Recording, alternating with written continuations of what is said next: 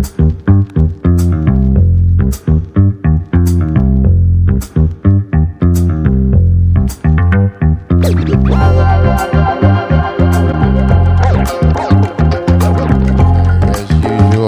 me up and I'll turn the music down. Welcome back.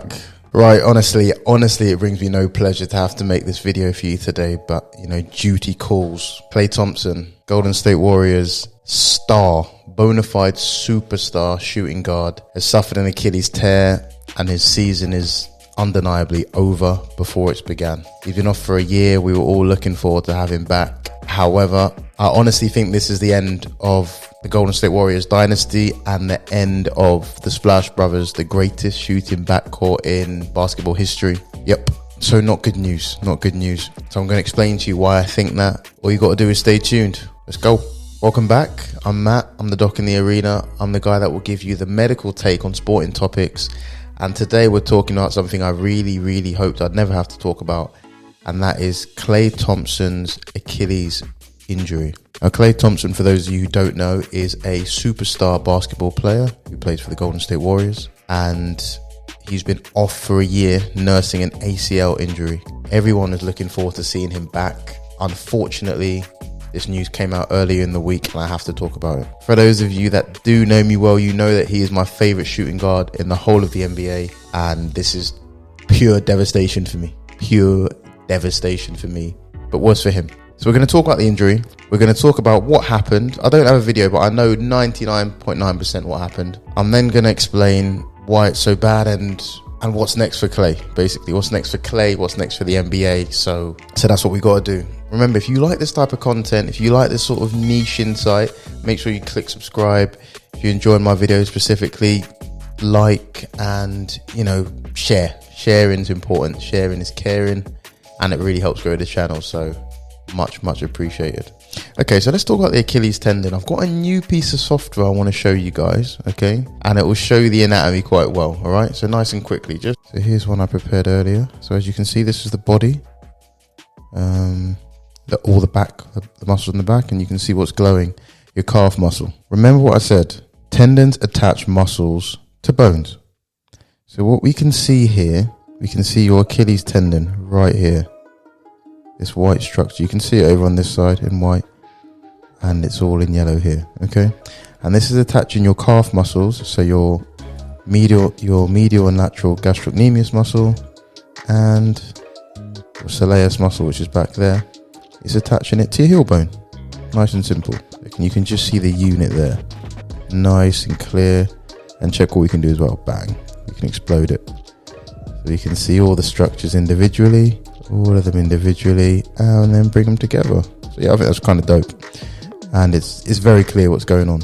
As we've said, your Achilles tendon, it attaches your calf muscles to your heel bone, and what that allows you to do is point your foot downwards, something called plantar flexion, right? And that's a very important movement in walking, running, jumping. The Achilles tendon is the strongest and thickest tendon in the body, and it's incredibly well adapted to be able to change size, to change shape, and to actually change stiffness in response to different tasks, right? This need to adapt is obviously accentuated in athletes, right? Who jump, who run, who change direction. And sometimes the load on those structures is too much and it snaps. And that is what's happened in the case of Klay Thompson. So as I said, I don't have a video to show of his particular injury, but I'll put some different pictures and videos of Achilles tears on screen, okay? But let me talk you through what happened with Klay, okay? Because it's so classic how the Achilles tears in sport. So most likely he's in a stopped position, his knees slightly bent, his hips extended, and he's trying to push off from the ground, okay? Which means that his foot is in what we call dorsiflexion, so pointed slightly up. He's pushing against the ground to try and propel himself forward or propel himself upwards, okay? What's happened is that as he's tried to put force through that foot, his calf muscles contracted, as it would, and as the force has traveled down through the tendon, instead of the tendon moving with the muscle and just pushing off as it would, basically the muscles moved, some of the tendon's gone with it, and the rest of the tendons remained still. So it's basically gone like a Christmas cracker, essentially. So if someone's holding one end of the Christmas cracker and you're holding the other, and there it is. The tendon's torn, ruptured, split into, however you want to call it. Not particularly pleasant. Speaking of Christmas crackers, I guarantee you Klay would have heard a pop or a bang. Okay, this is not an exaggeration. Last time I saw an Achilles tear, I was pitch side and I genuinely heard a pop about 50 meters away, and then the player just crumpled to the ground. So you literally hear a pop. The next classical thing is that once the doctors arrived to see Klay probably would have said, oh, it felt like someone kicked me in the back of the leg. That is, again, super, super classical for an Achilles tear. And it's what Kobe Bryant described, it's what Kevin Durant described, it's what Boogie Cousins described when all three of them had their Achilles tears. So that's what would have happened to Klay. And then reality probably would have set in, probably in quite a bit of pain. But definitely that weakness becomes so pronounced so quickly. I think he probably knew what had happened. Achilles tears are relatively easy to spot in a young sporting population. Firstly, if you just look at it, you can probably see a gap in the tendon, which is horrible to see. What they do, you get the athlete face down on the treatment table, so to speak, and you just look downwards at the tendon. And because it's such a thick tendon, you can see it's normally nice and straight and strong. But in the case of an Achilles tear, you can normally see a little gap. And definitely if you feel gently, you can feel a gap if it's truly ruptured, like a full-on Achilles tear. Secondly, we perform something called the squeeze test, where we squeeze the calf and see if the tendon reacts to it. Because as we've said, tendon connects muscle to bone. So if we squeeze that muscle, the tendon should react and then the bone should move. So your foot should then start pointing downwards. And again, that's horrible. When you squeeze in the calf and you're not seeing any reaction from the tendon or the foot, you fear the worst. So what happens next? He's going to have a tendon repair done by an orthopedic surgeon, an ankle specialist, and then it's a long rehabilitation. It'll be in a cast for a period of time and then definitely in a protective boot, walking boot for, I would say, probably at least a couple of months or close to that. So a lot of people have asked me, why did this happen? Difficult to say. Very, very difficult to say. First thing people ask is this in any way related to his ACL tear? Because he's been rehabilitated from an ACL tear for the best part of a year. In fact, over a year now. So a lot of people ask, are the two injuries related? I'm not sure, and I definitely will ask some of my colleagues to see if they've got any insight. Regarding anything else, tendon problems, particularly Achilles tendon problems, are very common in basketball players. So that includes Achilles tendon ruptures, which are much more common in basketball than a lot of other sports. But also Achilles tendinopathy, or tendonitis as you might know it as, which is just long-term micro damage to the Achilles tendon. Just because of the jumping, the sprinting, the changing of direction, you're really putting a lot of pressure on that tendon.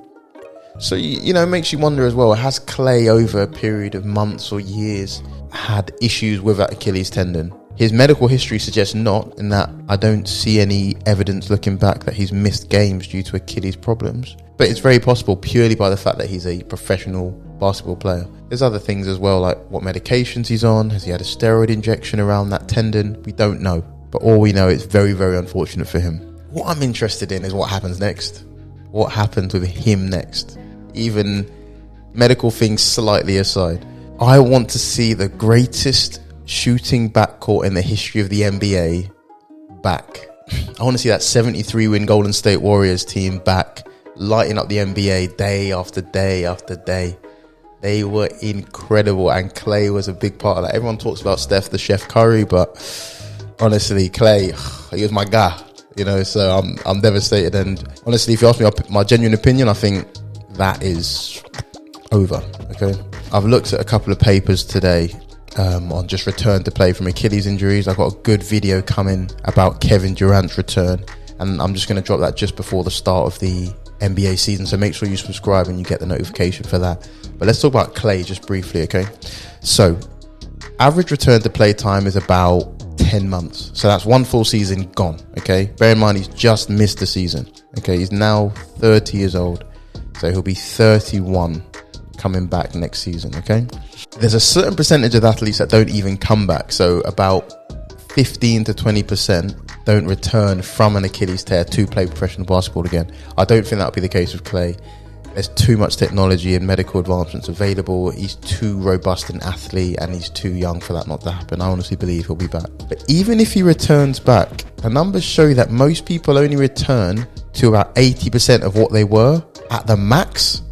That's what a lot of the numbers show, okay? So what we're saying is that he's going to take 1 year to come back. And then when he comes back, he's going to be at the best 80% of what he was. The next question is, how long does it take him to get back to even that 80% of what he was?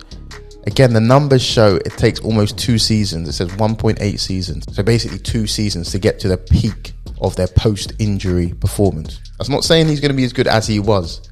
This is the best he's going to be post-injury. That'll take him a couple of seasons to get to that point. So that's 1 season off. Then that's 2 seasons to get back to 80% of what he was. So he'll be 33 at that time. Chef Curry will be 35 years old. And that's not even mentioning this ACL injury that's kept him out a year already. So all I'm saying is that I think it's a very, very challenging pathway for Klay Thompson to return to being the Klay we know and love. Okay? And I think that by the time he comes back to his level, with Chef Curry being 35, with him being 33, will we see that Golden State Warriors, that swag, that absolutely unstoppable force that was that 73-win team? You tell me. Would you bet against the Golden State Warriors? You tell me. Yeah, you tell me. The 2 things that give me hope is, number 1, Klay's extremely robust. He's shown it in the past. Prior to these 2 major injuries, he's had a great injury record, and you know he's got mental strength. He's a champion. I saw him tear his ACL, come back on and nail 2 free throws and walk off. You know, he's got that. He's a killer. You know, he's got that killer mentality. Number 2, the way he plays lends itself to aging well. He is, without doubt, one of the top 3 shooters ever in the NBA, saying nothing. Okay, so I think he will have a very long career, and in my opinion, he will win multiple more titles in his career to add to how many he's got. 3, the 3 that he's got already.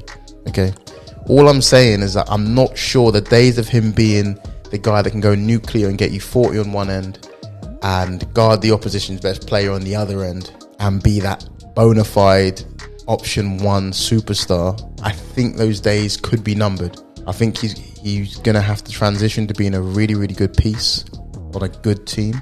But I think the days of being a bona fide superstar are looking challenging. But here's hoping, honestly. He's my guy. He's one of my favourite athletes. So here's hoping. Right, okay, that's it from me. Again, as I say, if you enjoy this type of content, hit like, subscribe, and share, man. Let people see what you see. Other than that, I'm going to play the music. I'm going to fade myself out. And I hope you enjoyed it. Yeah, I do like this music, you know. All right.